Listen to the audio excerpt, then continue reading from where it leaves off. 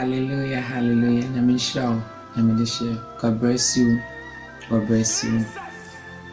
My name is Lady Mrs. Lucy Usu, the Grace Woman. Eradia Adam Nemoa, and I'm a kikamo. And then so, Menya Bre, Maba on Sarah Bemo,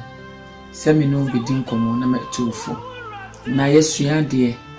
na yakoso amerade edono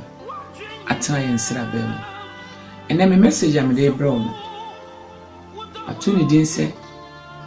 Judas behind you adofo a wutie mu nua wutie mi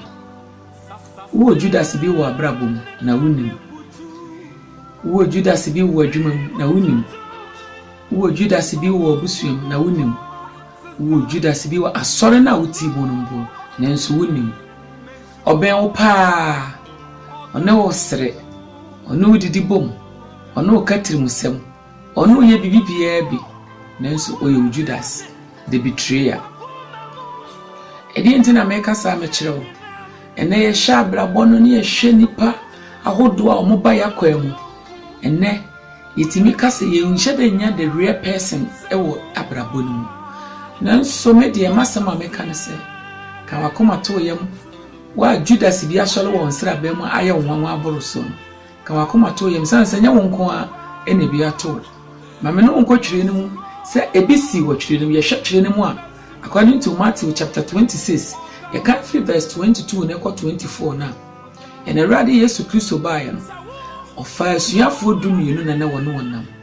na suafo ni nyina na ono omonam na opo obi asem o nanso ba ko particular bi de na opena asem pa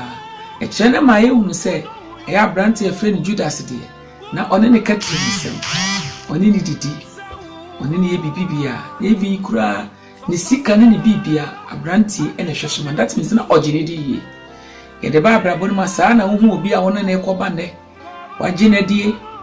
wo boa no wo amane mu a wo ho ibi na beto na wo ho nanso so wonim se oyo betrayer oyo Judas ya ebre bi bedru obeton wo do na wo de amano no obeton de akwagisika na wayi wama ka wakoma to ye mwate na saafuo ni nyina no ebre bi bedru obeyi wama de mfiano ayi wama nanso ewo nyankopon bia ebre a wo yi wama no nyankopon etiase se onya wo mu saa na Awurade asema ma yehunu nti se wo ebi ato wo no eya kan wakoma to yem na mo ni na Awurade so na Awurade ebeba situation na obi biara a wodo ama no na wayi wa ma no Awurade abufuhie beba nipa no so kan wakoma to yem menya wo bibi se ye hwetwere ni mu a meti ho na akora no ye hwe chapter 10 o kan 36 na Awurade asema ma wo hunu se Bible si nipa fiefo ene be ye ne tamfo nti wonya obi bi ma na nya otamfo de wodo wo mu akobɔ no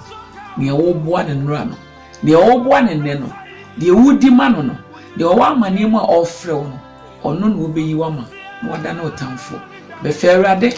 na me Awurade mo wo je Awurade asew ya me nhyira wo bye bye.